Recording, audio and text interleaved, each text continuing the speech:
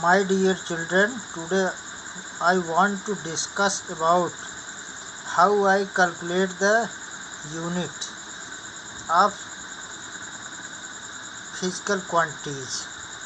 For the calculating physical quantities, at first we want to know what is measurement. Comparison of unknown quantities with known quantity called measurement. इसका मतलब ये हुआ कि किसी ज्ञात राशि से जब हम किसी अज्ञात राशि की तुलना करते हैं तो हमको इस प्रक्रिया को मापन कहते हैं। Comparison of unknown quantity with known quantity called measurement. जब हम किसी अज्ञात राशि का किसी ज्ञात राशि से तुलना करते हैं तो वो प्रक्रिया क्या कहलाती है? मापन कहलाती है। फॉर मेजरमेंट, मापन के लिए two things are necessary. First is quantity, second is unit. मापन के लिए हमको दो चीज़ों की आवश्यकता होती है। पहली की मात्रा, दूसरी उसकी इकाई क्या है। जैसे आप मान लीजिए आपको 5 किलोग्राम कोई ठोस चीनी खरीदनी है या शुगर खरीदनी। जैसे आप 5 kg लिख देंगे, इसका मतलब क्या हुआ? 5 क्या हो गया? यूनिट। 5 जो है मात्रा हुई, मीजर, और जो आपका केजी हुआ वो क्या हुई? यूनिट हुई। तो इसके लिए 3 बेसिक क्वांटिटीज होती हैं, 3 बेसिक यूनिट होती हैं। There are 3 basic units. First is length. 3 basic quantities, there are 3 basic quantities. First is length, लंबाई। लंबाई मापने के लिए हम जिस इकाई का प्रयोग करते हैं उसको हम मीटर कहते हैं। Thus the unit of length is meter. It is represented by m. Second quantity is mass, द्रव्यमान। Unit of mass is kilogram. द्रव्यमान की इकाई किलोग्राम होती, जिसको हम kg में रिप्रेजेंट करते हैं। Third quantity is time. Unit of time is second. समय को हम सेकंड में मापते हैं, जिसको हम यस से डिनोट करते हैं। इस तरह से हमने क्या देखा कि 3 बेसिक क्वांटिटीज होती हैं, लेंथ, मास एंड टाइम, जिसमें we represent length by M and mass represented by KG and time represented by S. Now we calculate अंदर unit of the basis of these units. अब हम इन units के आधार पर अन्य unit का पता लगाएंगे। Suppose we have calculate the unit of volume.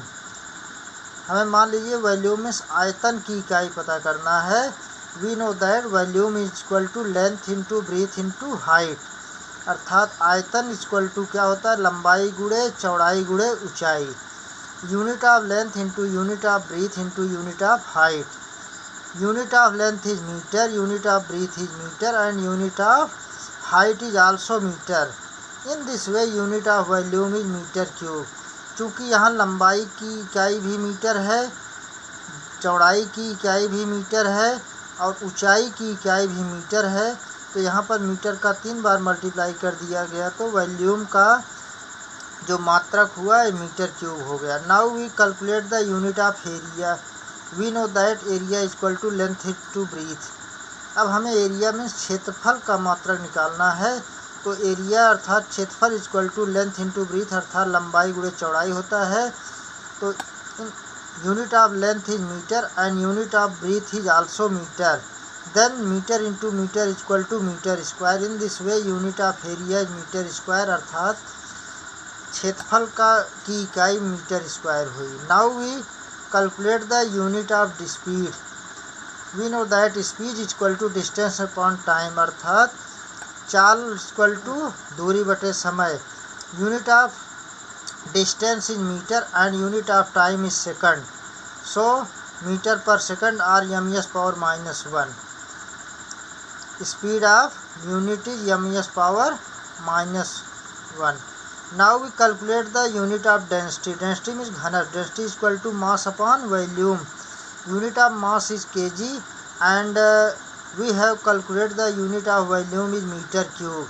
In this way, unit of density is kilogram meter per second square cube, या घनत्व का मात्रक किलोग्राम मीटर पर क्यूब हुआ. Now we calculate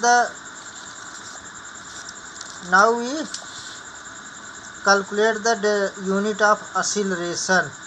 Acceleration is equal to speed upon time. Acceleration means त्वरण. त्वरण is equal to speed upon time, चाल बटे समय. त्वरण बराबर क्या हुआ? चाल बटे समय. We have calculated the unit of speed is meter per second upon unit of time is second. In this way, unit of acceleration is meter per second square. इस तरह से त्वरण का मात्रक मीटर पर सेकंड स्क्वायर हुआ. Now we calculate the unit of force. Force is equal to mass into acceleration, या बल बराबर द्रव्यमान गुणे त्वरण. Unit of mass is kg and unit of acceleration we have calculated ms per second square. In this way, unit of force is kilogram meter per second square. Now we calculate the unit of work. Work is equal to force into displacement. We have calculated the unit of force is kilogram meter per second square into displacement is meter. इस तरह से कार्य का मात्रक, कार्य बराबर होता है बल गुणे विस्थापन. बल का मात्रक हमने यहाँ निकाला है किलोग्राम पर मीटर सेकंड स्क्वायर, और डिस्प्लेसमेंट दूरी का मात्रक हम मीटर हुआ. तो इस तरह से वर्क का मात्रक क्या हो गया? किलोग्राम मीटर स्क्वायर पर सेकंड स्क्वायर और joule. My dear children, if you like my video, please like and subscribe so I give another videos.